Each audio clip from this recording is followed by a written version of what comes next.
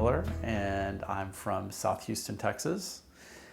And my partner and I decided that we wanted to be parents. So after a lot of planning, a lot of research, and frankly, just a lot of blind faith, we started on an adoption journey. We started working with an agency in Austin, Texas, where we live. And it actually happened really fast for us. We matched to our son's birth mother within probably a month of being with the agency. And it was a bit of a whirlwind. We got a call on a Monday and said that someone wanted to speak to us, and she was going to call us on Tuesday. She happened to just live in San Antonio, right down the street from where we lived, and we talked to her on Tuesday. On Wednesday, we made a plan to drive down to San Antonio to meet her for dinner, meet her and her family. It went very well. By the time we got back to Austin, we were told that she had picked us, and then on Thursday, we were invited to come back down because she was having a sonogram to figure out the sex of the child. So we said, sure, yes, of course, we'll come down. And we drove down to San Antonio, and we found out we were having a little boy. We also found out that she was very pregnant, and in fact, her doctor was saying they were going to perform a C-section on the following Thursday. So we had all of 1 week after finding out the sex of the child that we were going to be bringing a baby home. The following Thursday, drove down to San Antonio, checked into a hotel, went to the hospital. Our birth mother was wheeled into surgery. C-section was performed. Our beautiful son was born.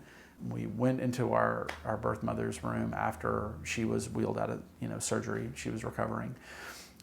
When they brought our son in, it was amazing to get to hold him for the first time, to get to see her interact with him for the first time. Well, we went out to eat, just went to grab something out of the hospital, and went over to a mall, or a local mall that was near the hospital. And the strange thing was there just was no cell service there. So we were completely isolated. We ate, we talked, just kind of decompressed a little bit. When we got back in range of cell service, when we were walking back to the hotel, there were all these messages that popped up on our phone. And it was our son's birth mother. And she was crying, and she said, "Where are you? I need to talk to you." We rushed back to the hospital, and she starts telling us that one of the nurses that was assigned to her to come in and check her sutures started asking her a lot of questions. And starting with, aren't you the girl that's giving your baby up for adoption, which is a huge red flag for us. We went through adoption class, and anyone who uses that term, like giving up a baby, is already coming to that conversation with some judgment. She said, "Yeah, I'm having a baby, and he's going to be adopted. And you're giving him to those two boys?" She said, "Yes." And she said, "I don't know how you're going to do that. Aren't you afraid he's going to hate you for doing that?" And she said, "Well, that's really not any of your business." And the nurse just kept going on and on, asking questions about, aren't you afraid those boys are going to hurt that baby? Aren't you afraid that he's not going to grow up and be normal? And she got really upset. And so she just kind of shut down. We were very scared that we were gonna fail to place, which is a common adoption term when the birth mother chooses not to place the child for adoption. Fortunately, the everything else seemed to go okay. We did have a fairly smooth experience where our social worker came in and talked to our birth mother, and she asked her many times, "Are you sure you want to do this? You can back out at any time," giving her plenty of opportunities to evaluate her situation and make sure that she was of a clear mind.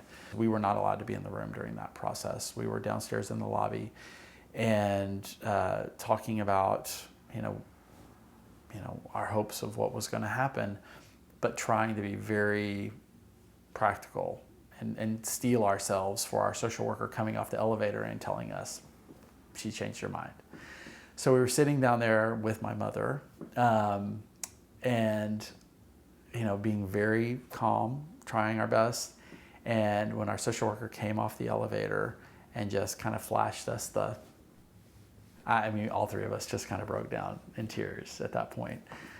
We left the hospital completely freaked out because they just gave these two boys a baby. We didn't know what the hell we were doing. But one of the best pieces of advice my mother gave me before she left was just pay attention, listen to the baby. He will tell you what he needs. If he's hungry, he'll tell you. If he needs to be changed, he'll tell you. Not in words, but if you're paying attention, you'll figure it out. You know, no one's given an easy ride when a child enters the world. There's always two things that happen. You know, money exchanges hands and there's pain. It's just a question of how those two things happen. And for, you know, the LGBT community, a lot of times the way it happens for us is money exchanges hands between an adoption agency and prospective parents, and the pain is oftentimes emotional. It's not physical pain that comes with a birth. But, you know, we're all kind of more alike than we are different in that regard.